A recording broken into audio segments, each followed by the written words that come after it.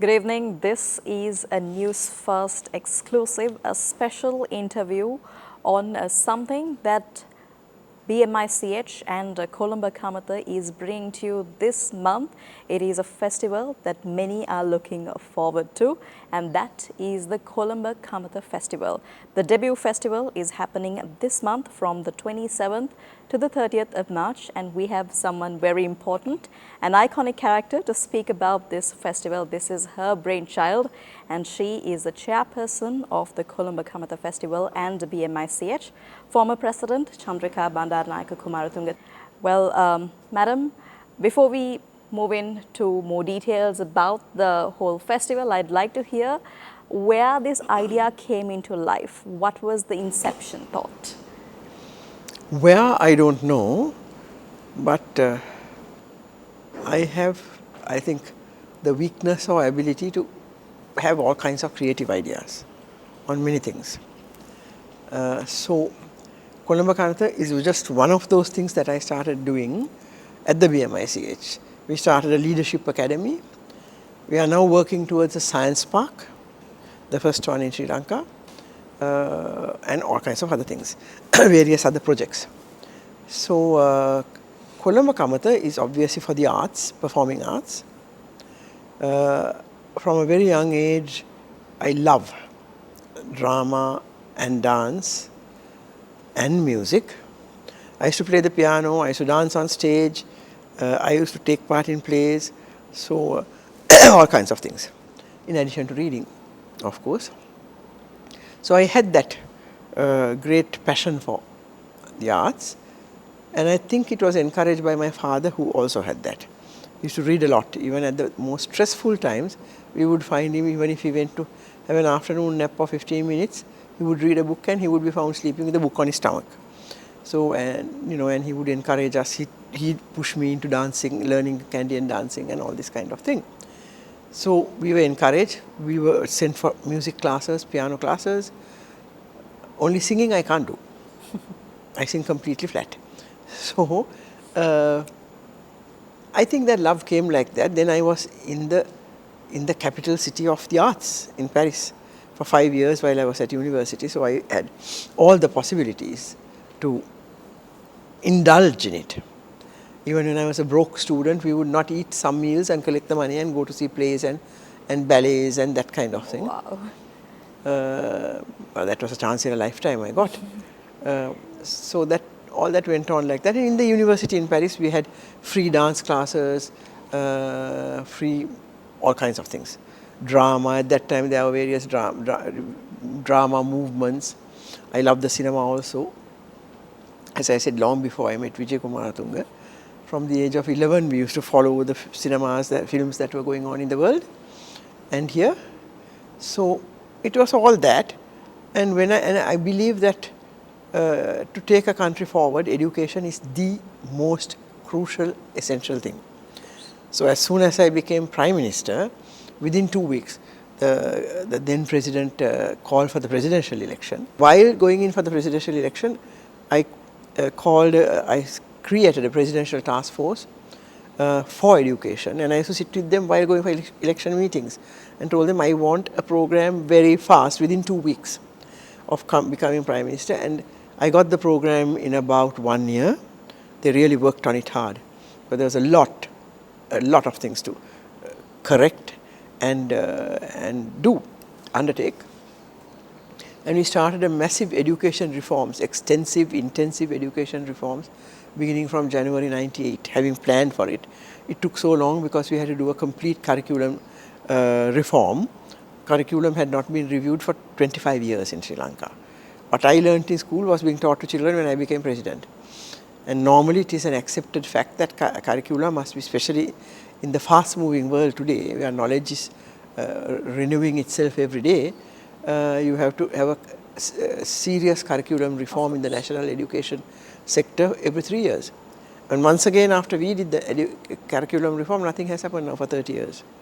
Very little. So we did all that.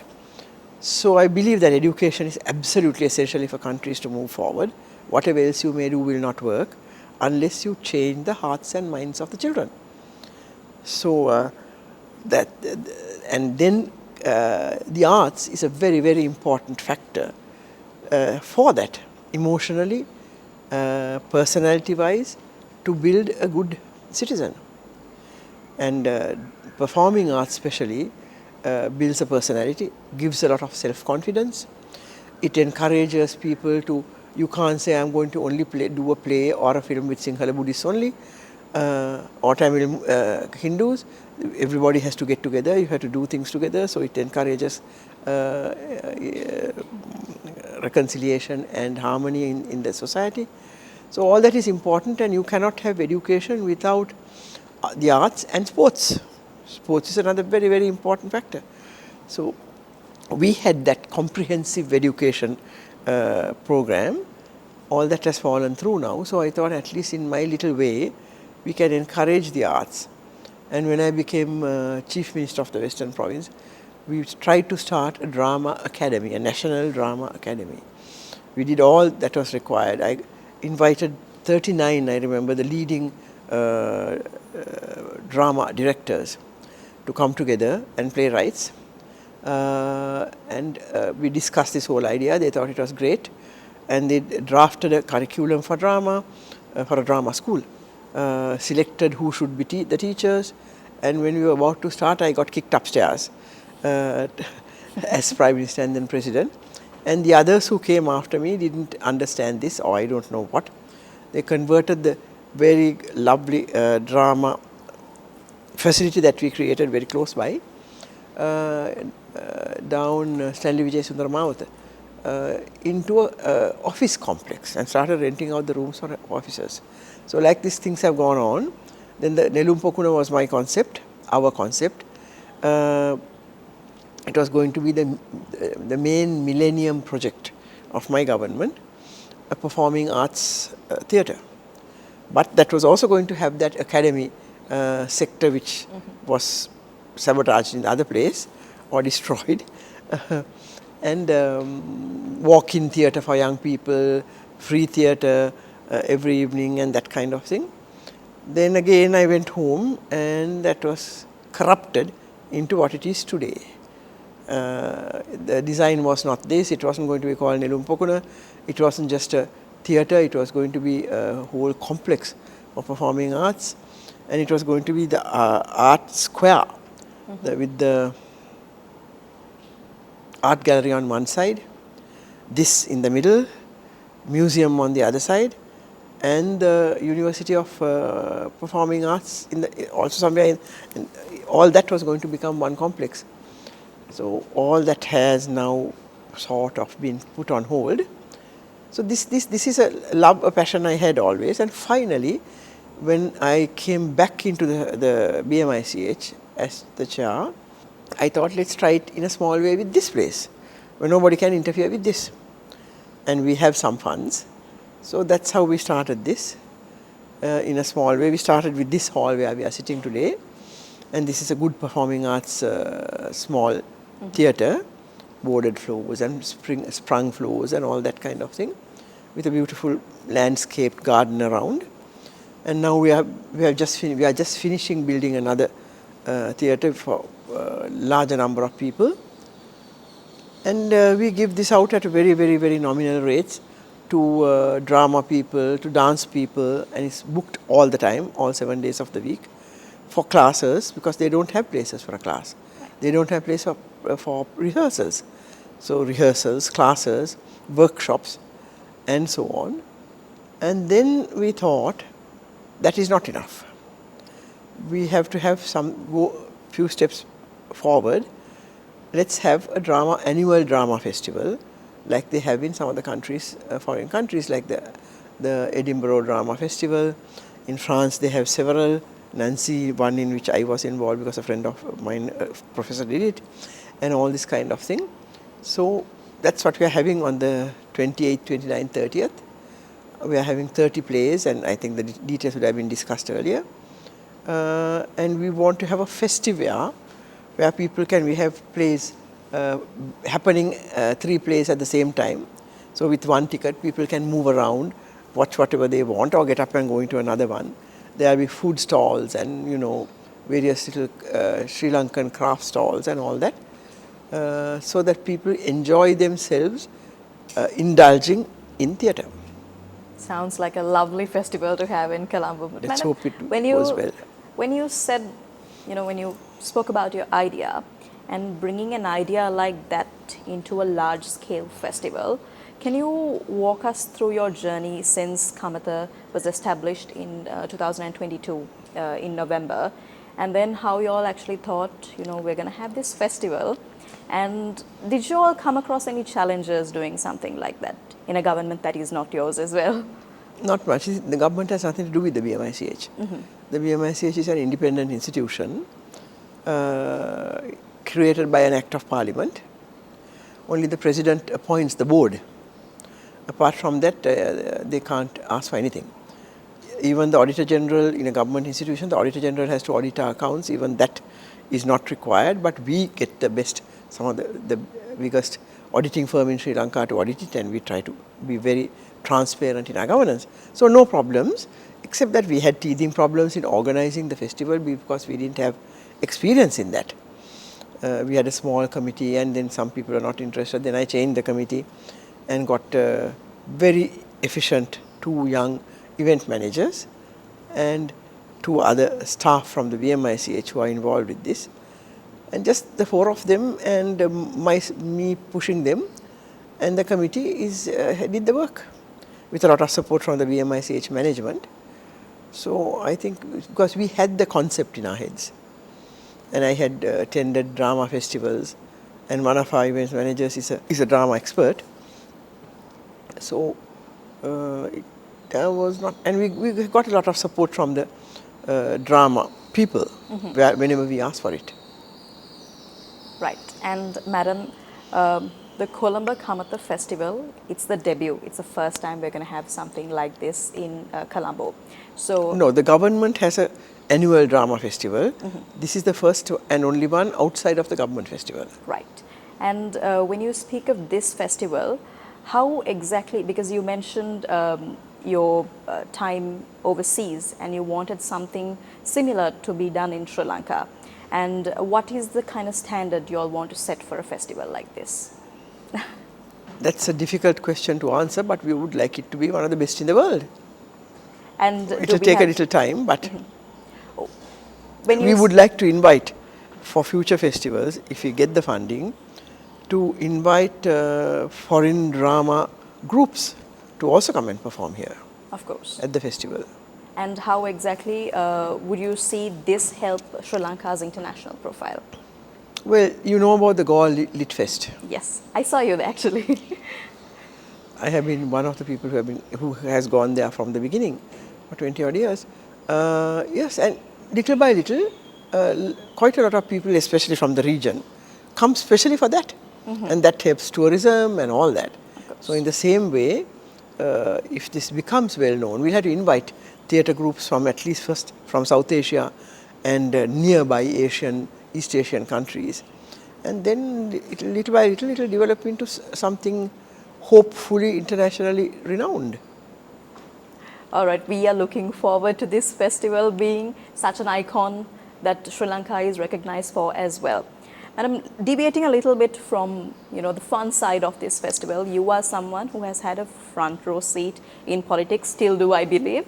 So as a politician, but also someone who has been interested in culture, in drama, in the entertainment side for the country, how exactly do you think the government or Sri Lanka can actually use festivals like this to impact the future generations?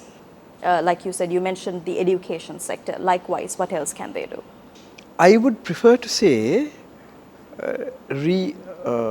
rearrange your question. You said, how would governments utilize this kind of thing? I would say, how would Sri Lankan society use it? Right. I would prefer government not to put their claws on this. Because, in all the countries I know,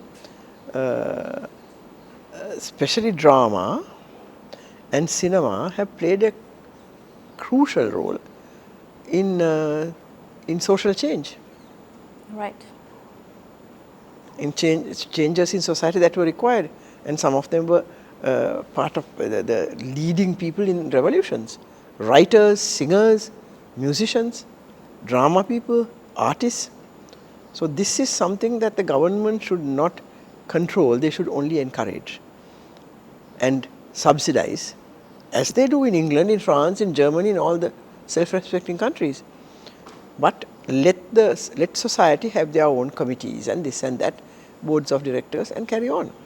Right, okay. It can be a very important tool for change in society.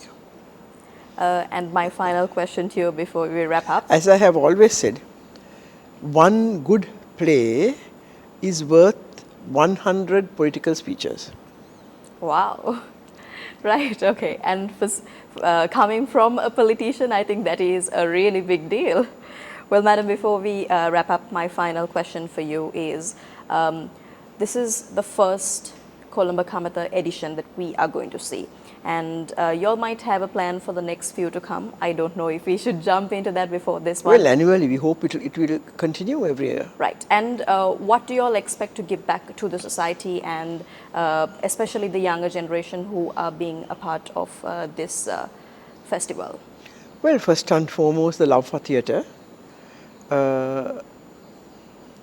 Build drama and dance as a professional activity where people can live through that, so that they will engage properly and full-time in these performing arts. And secondly, use it, as I said, to change the hearts and minds of our people, which need severe change at the moment. Right, so education sector reforms, and of course make sure that people are more into arts, because that is what is going to change the world in the future. Well, that was our conversation with the chairperson of BMICH and the Kolamba Kamatha Festival, former President Chandrika Bandaranaike Kumaratunga. Thank you very much for joining us on this Newsfirst exclusive special interview on the festival. Well, the festival will be happening from the 27th of March to the 30th of March, right here at the BMICH premises at Kolamba Kamatha. So make sure that we will see you there. Thank you for watching. Thank you.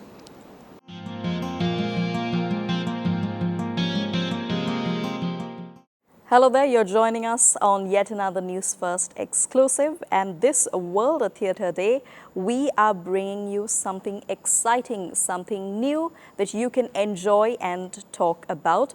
We are right here at Kolamba Kamatha in BMICH, and this is where this exciting festival is going to happen, and that is the Kolamba Kamatha Festival.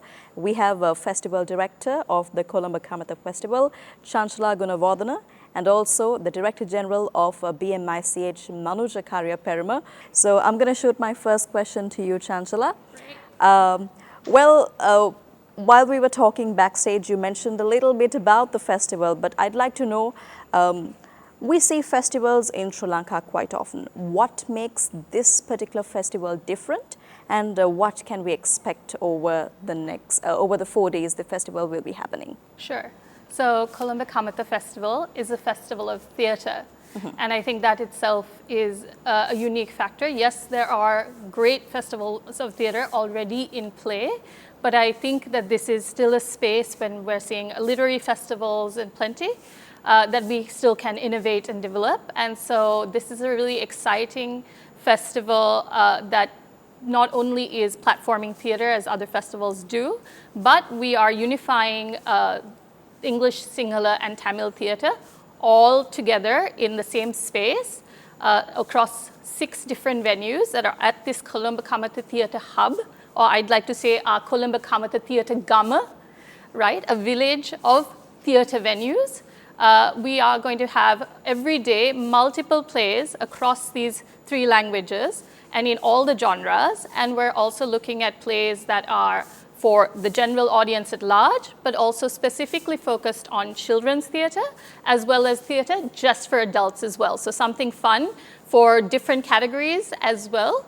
And so that's, I think, what's unique and kind of special about this particular moment and particular festival, and what we're really excited to be programming for.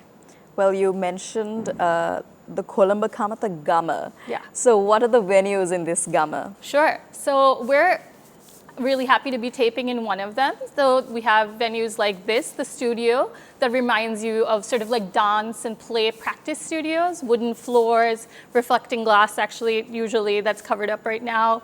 And then we have theaters like the New Theater that's honestly just going to be finished just in time and opened for the first time with a play at the festival. And that one, I would say, reminds me a little bit of the Lionel Vent, but is even more cozy and intimate. We are really excited that the centerpiece of this Gamma is the open air theater. The open air theater actually recalls the kind of theaters we see in our universities, and also sort of the Greek, the old original theaters where people just sat next to each other in an open round, and it's really interactive. And so there are multiple spaces like this. So when you're seeing a show, also the dynamics of you as the audience watching the show also is changing, and that's really exciting for us. Of course. Yeah. And Mr. Manjula Karya-Peruma, this whole festival, Kolamba Kamatha, it's all housed at the BMICH, which you are the Director General of. So what is BMICH's role in this entire festival? Yes, actually the BMICH, which is under BNMF, has been established under an Act of Parliament in 1973 by late Mrs. Sirima Bandaranayake, the world's first Prime Minister. People think that we only hire venues for exhibitions and other events, but the key objective, one of the key objectives is to help culture and education, and that is actually stated in the Act itself. So towards that, we have established this Kolamba Kamatha, and we will be holding this drama festival as one of the key activities in our program. Of course. And my final question is, with the festival happening from the 27th of March onwards, you'll have one particular day allocated just for invitees only, and then we have the day where public can come in and enjoy the festival. Can you all tell us how the ticketing process works? Yeah. So let me just add also, the great thing about this festival is, yes, you can buy a ticket to see any of these 22 plays. Includes also, by the way, a festival competition, which we're really excited to host with young, aspiring theater practitioners. But the other great thing is that there's also special sessions that are done by leading theater artists. So Peter de Almeida, Ruanti de Chiquera, Nimmi Hariskama, Rajitha Disanayaka, all these people are doing sort of master classes that you can access. And on Saturday and Sunday, which is the 29th and 30th of March, we're having a festival market that's curated by Good Market.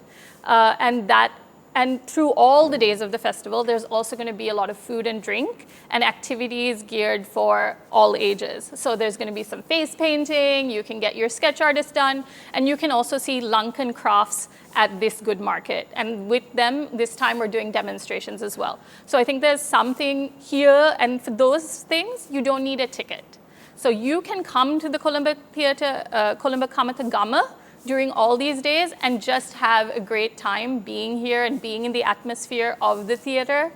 But if you want to see a show, all you need to do is go to kolambakamatha.com, and then there in our menu is a section on tickets, and you can go ahead and get your tickets there. What's really exciting is that it was really important to Madam CBK and to our whole team to keep this really accessible to people. So we've come up with a thing called the 3-show pass. For 3,000 rupees, you can select up to 3 shows to see, which is a really, we think, an accessible price to the general public. But if you need further support as well, you can actually use our student code. So if you're a student and you have a student ID or something you can support, or you need to get in touch with us, you can access the student code on the website and see all 3 shows at a time for just 500 rupees. So we really want people to get involved and be here and enjoy it, and we want to make sure that that's accessible for people to do so. I think you're going to have a great time. We're looking forward to seeing you there. And I think, yeah, it's going to be something really unique, adding into the calendar for Colombo, but also for Sri Lanka, and really supporting our incredible theater potential and what Sri Lankan theatre has been doing in Sri Lanka and in the world. Of course, sounds Yeah. amazing. So to our viewers, we have something exciting to look forward to. 27th of March to the 30th, right here at the BMICH at Kolamba Kamatha, we have the debut of the Kolamba Kamatha Festival happening. So we will see you there. Thank you very much for joining us.